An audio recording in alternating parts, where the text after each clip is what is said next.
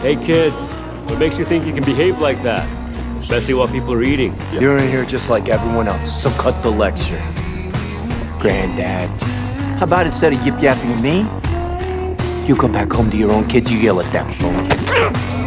Hey, get your... Ah! Wait a minute!